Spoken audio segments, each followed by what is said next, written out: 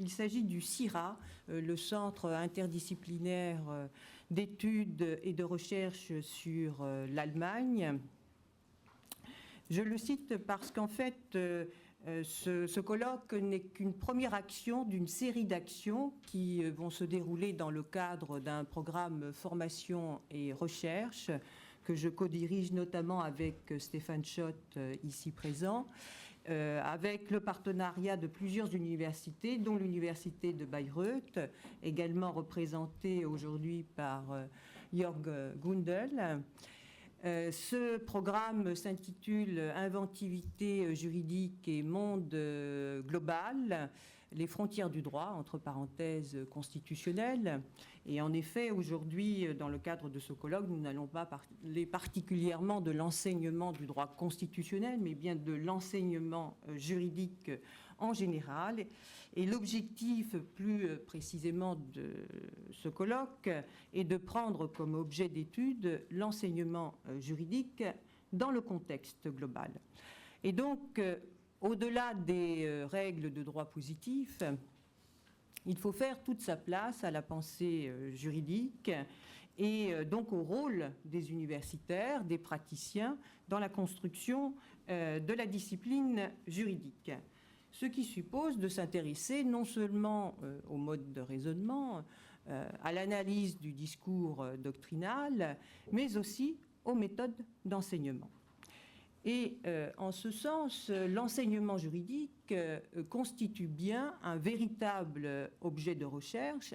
Alors il est vrai qu'en France, il a peu intéressé les juristes, sans doute parce que pour l'étudier, pour l'analyser, il convient de faire appel à des savoirs dits externes, comme la sociologie. Je pense que cela peut expliquer en partie le désintérêt pour ce sujet. Néanmoins, en travaillant sur cette question, j'ai fait une découverte surprenante. La faculté de droit de Bordeaux a déjà organisé un colloque intitulé « Recherche et enseignement dans les facultés de droit » en date de 1957. Ce colloque était consécutif à la grande réforme de 1954 qui a introduit les travaux dirigés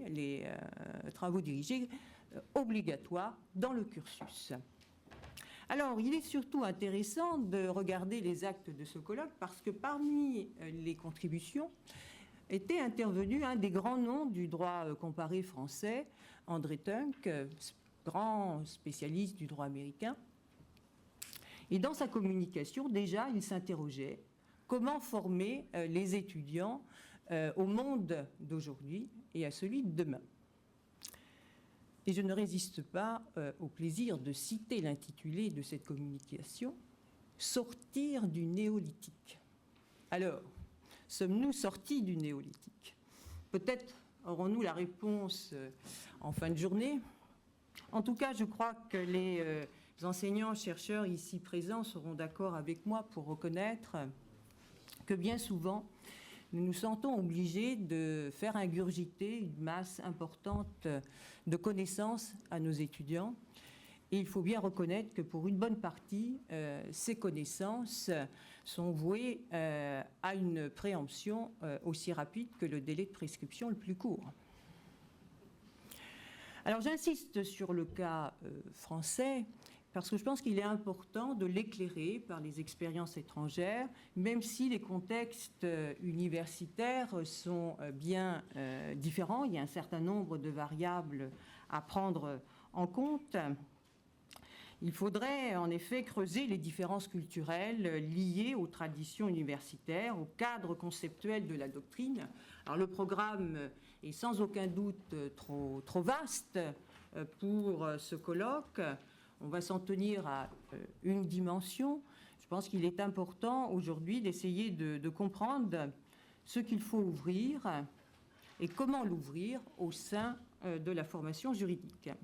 Et en ce sens, je vais donc m'attarder à la fois sur les raisons du changement et les modalités de ce changement. Alors, les raisons conjoncturelles sont celles qui viennent à l'esprit. cela s'explique facilement parce que c'est lié à la visibilité du phénomène global. Cela se traduit en particulier par la concurrence universitaire internationale, alimentée par le trop fameux classement de Shanghai. Et nous aurons l'occasion donc de revenir sur ce thème avec la communication de Laurent Pech, qui montrera sans aucun doute que c'est une concurrence internationale, mais aussi interne au système universitaire, et qu'il faut le reconnaître, aujourd'hui, l'éducation est devenue un marché très lucratif, en tout cas pour certaines universités. Alors, je vais surtout insister dans mon propos sur les raisons structurelles, car elles me semblent plus profondes. Elles sont liées à l'identité du juriste dans un monde qui change. Sinon, comment expliquer la multiplication des expériences ? Alors, il y a des situations nationales qui sont plus propices, plus aptes à formuler des propositions pédagogiques innovantes.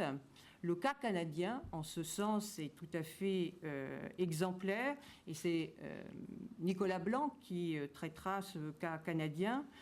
Et là, l'élément culturel est essentiel, c'est la coexistence de deux grandes traditions juridiques sur un même territoire qui explique que le Canada et certaines universités en particulier sont tout à fait innovantes en matière pédagogique.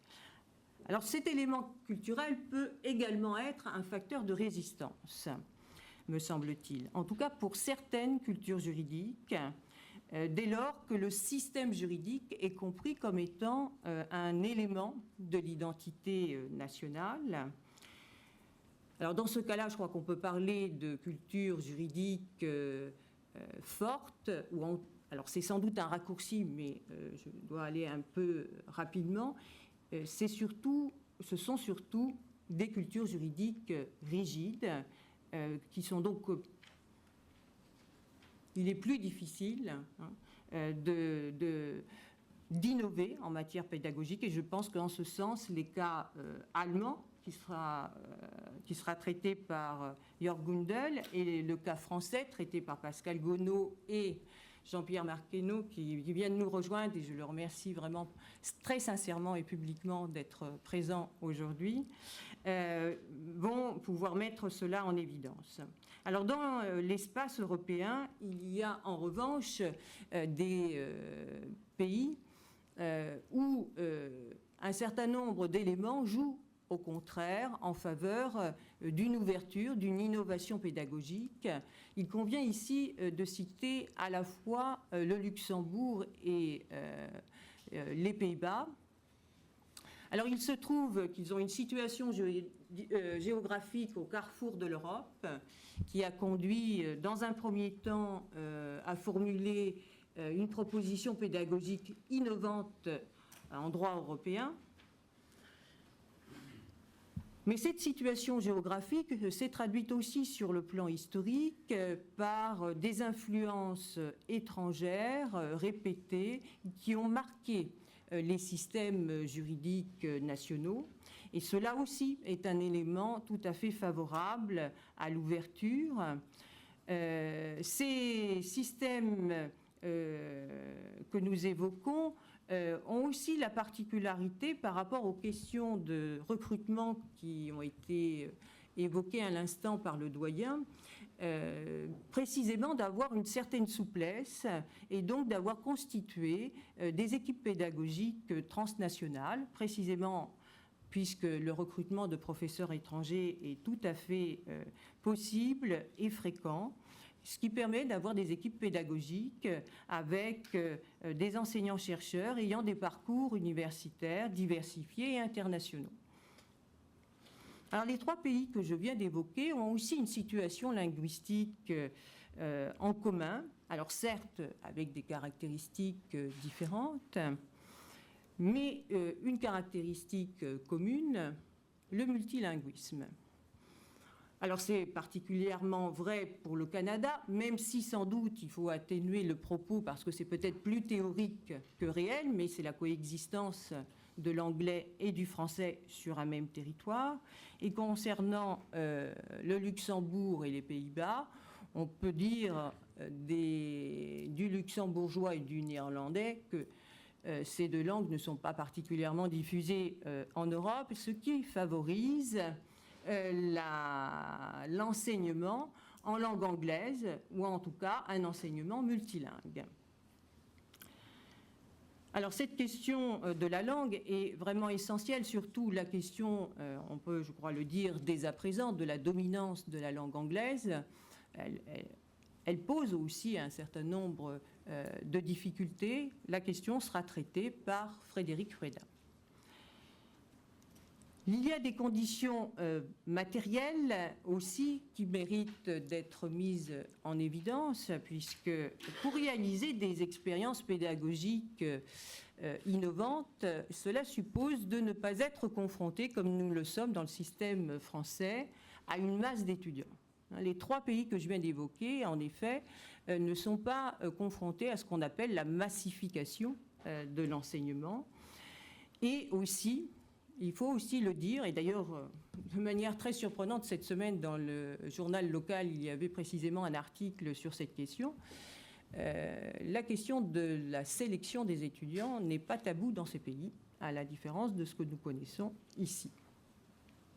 Enfin, un dernier point mérite, je pense, d'être évoqué. Alors, quelle que soit d'ailleurs ici la situation que je viens d'évoquer à l'instant, il me semble que enseignement et recherche ne doivent pas être déconnectés. Ce sont en effet deux activités qui s'alimentent réciproquement de questions nouvelles.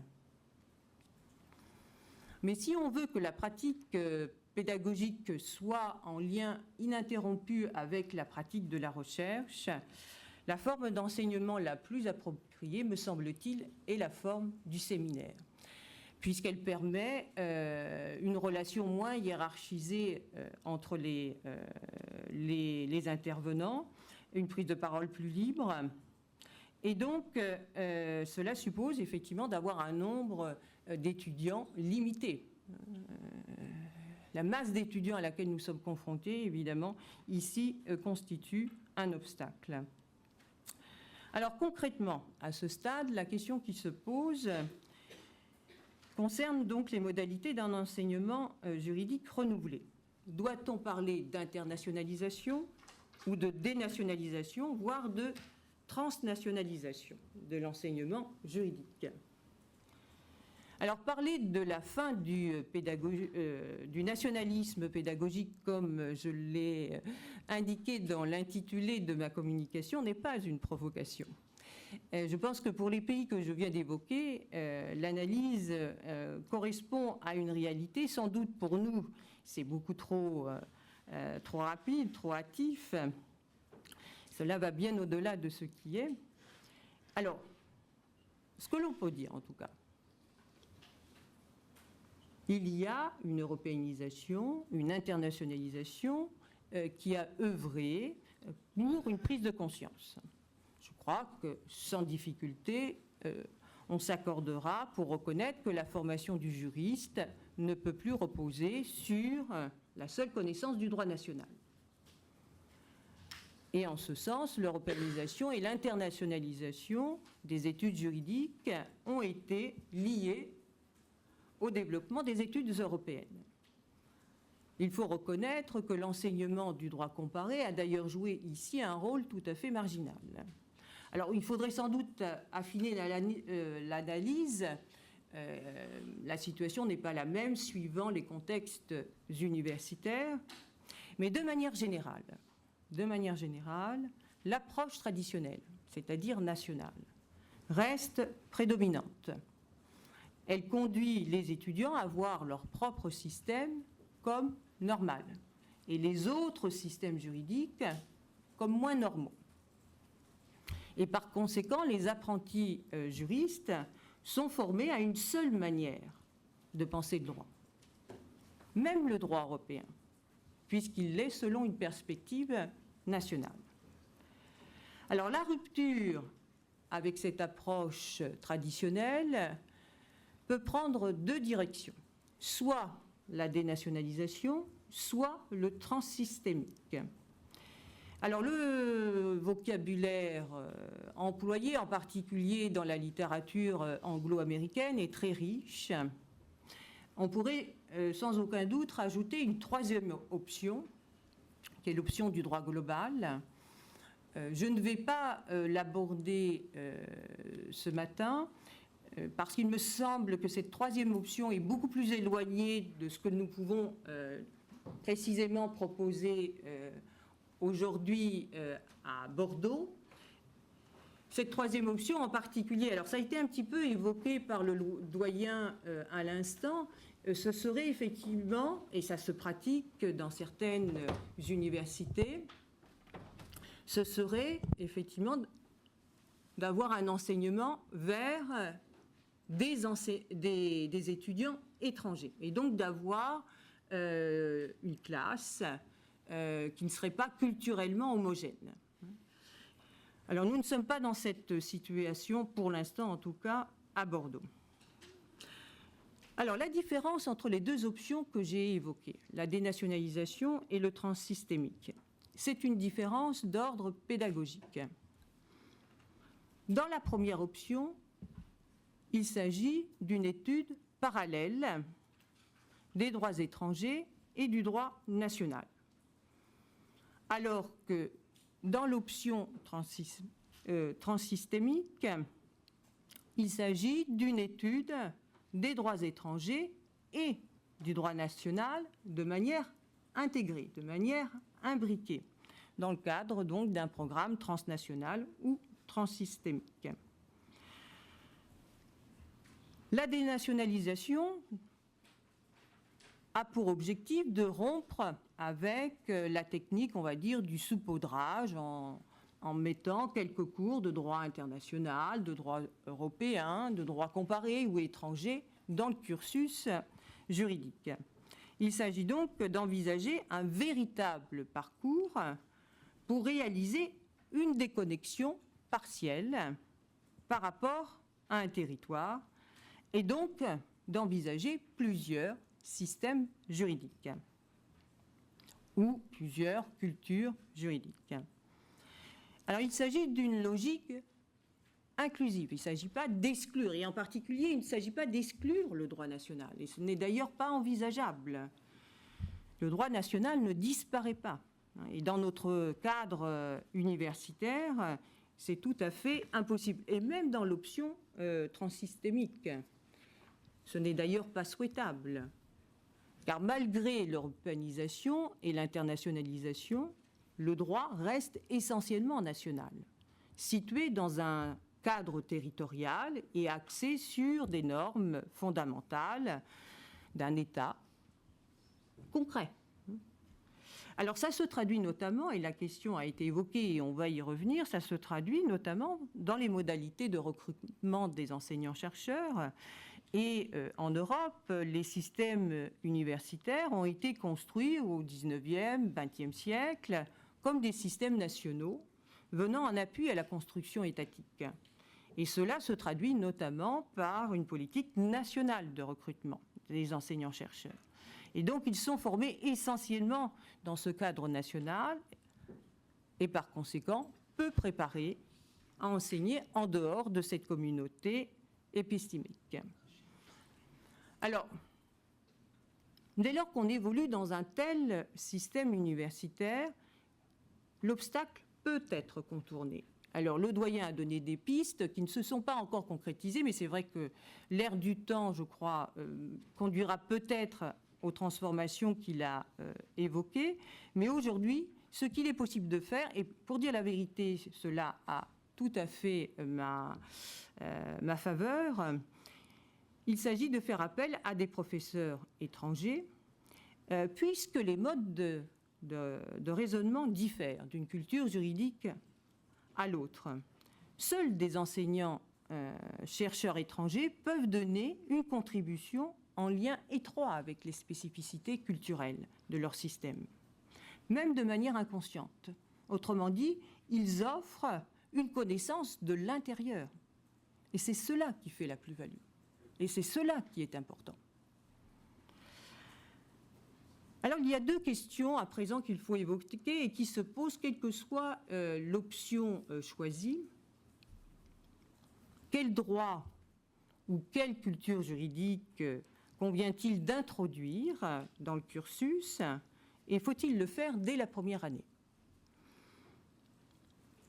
Alors, je commencerai par cette dernière question, puisque la marque de fabrique des expériences récentes est précisément d'avoir en commun d'offrir une telle formation dès la première année.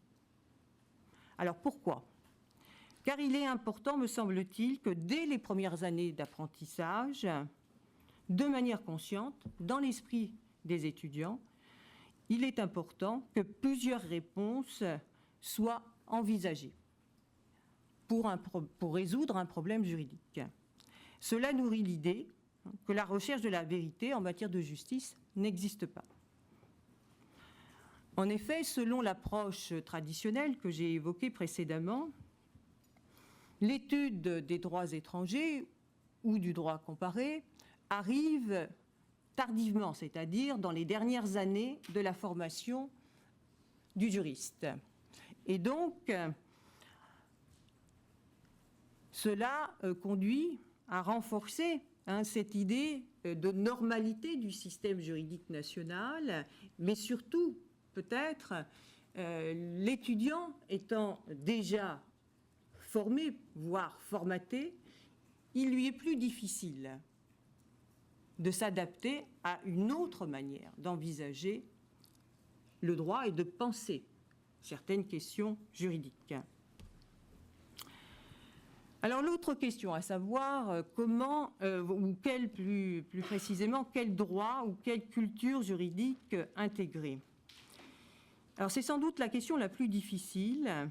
Alors en droit comparé, il est traditionnel de faire appel au grand système juridique. René David a diffusé en effet cette catégorie à partir des années 50. Alors, il faut toutefois reconnaître que depuis une bonne décennie, cette catégorie fait l'objet de nombreuses critiques. Alors, elle avait déjà été fortement critiquée lorsqu'elle a été proposée par René David, qui est revenu à plusieurs reprises sur les familles de droit.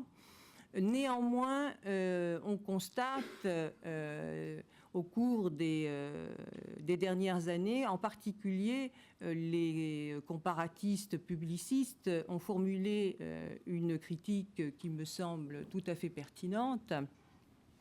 C'est de dire que la distinction en particulier entre common law et tradition civiliste n'est pas très pertinente dès lors que depuis l'après-Seconde Guerre mondiale, on a vu se diffuser la constitutionnalisation des ordres juridiques et l'importance prise par la justice constitutionnelle conduit à relativiser cette distinction qui, du point de vue du publiciste, n'est pas très pertinente, je le répète. Dès lors, il me semble, et c'est ce qu'on constate de toute manière quand on regarde précisément les expériences des différents pays cités, que l'argument le plus pertinent, c'est celui des forces et des faiblesses des universités, et de voir en effet ce qui est envisageable.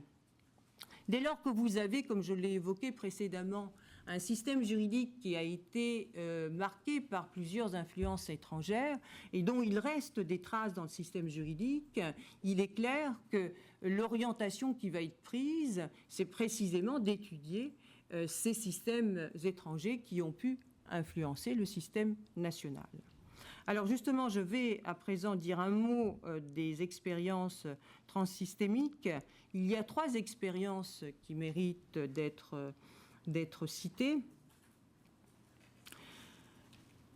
Celle de McGill, au Canada, qui est la plus ancienne, qui date de 1999 et qui a été une source d'inspiration pour l'université de Maastricht et puis pour l'université de Luxembourg, qui a elle aussi introduit un programme transnational depuis 2014. Donc c'est beaucoup plus récent.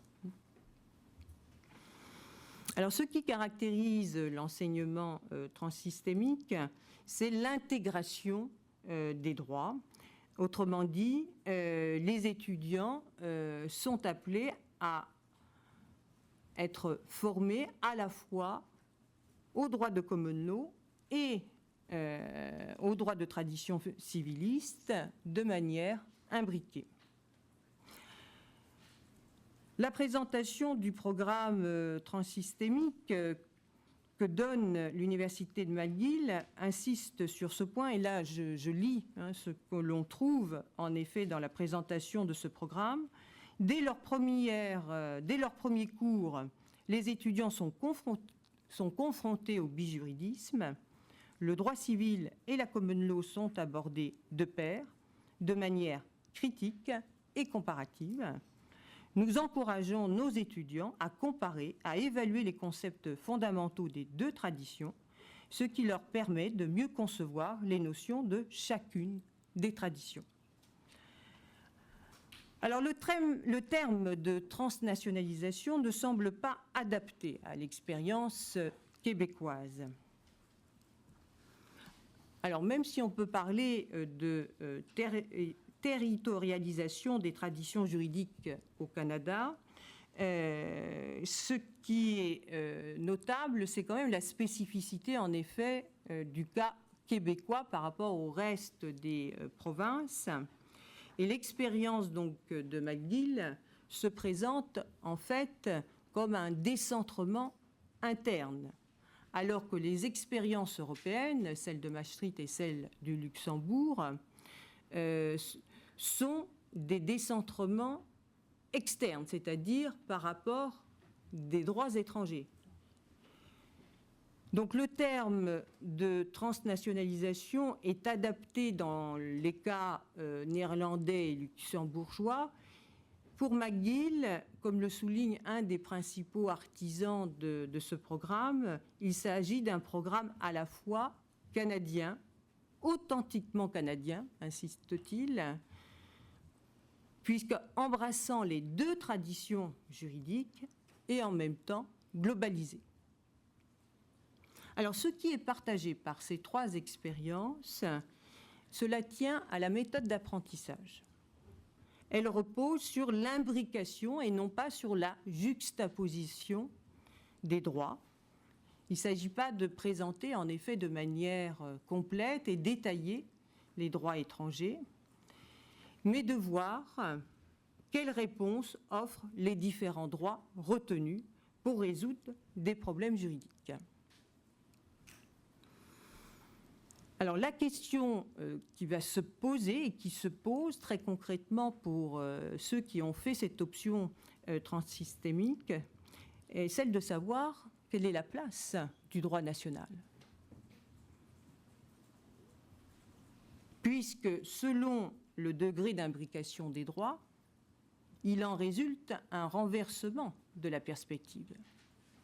Autrement dit, les étudiants sont avant tout ouverts sur un monde pluriel, sur un certain nombre d'expériences étrangères, et ensuite, ils sont spécialisés dans leur droit national.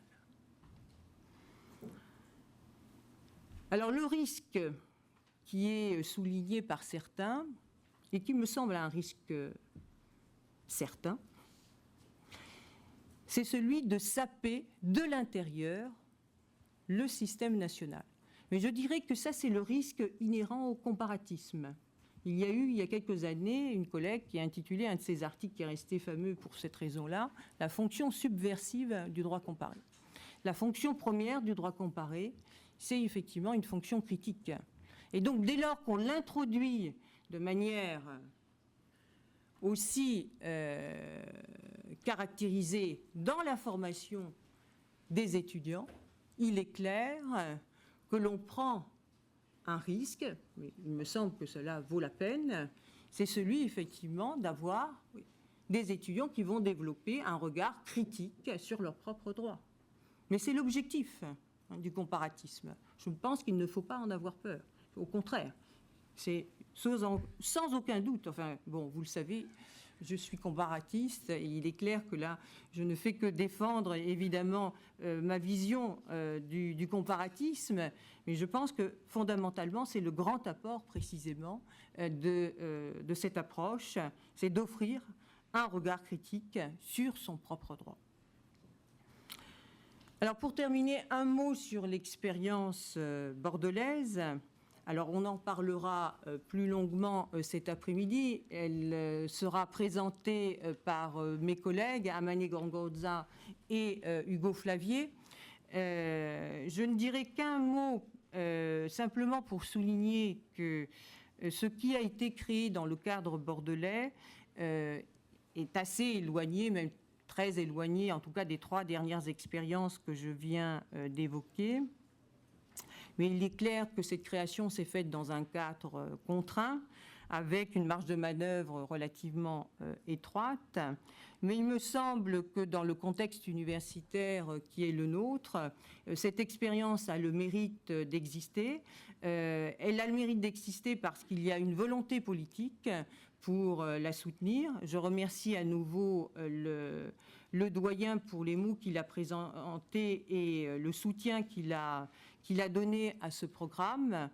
J'en profite aussi pour remercier le précédent doyen qui avait permis la réalisation de cette initiative.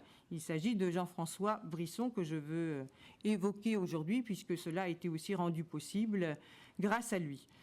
Cette expérience est sans aucun doute imparfaite, mais je le répète, elle a le mérite d'exister et d'essayer de faire un peu bouger les lignes. Et donc ça me paraît tout à fait important. Je vous remercie.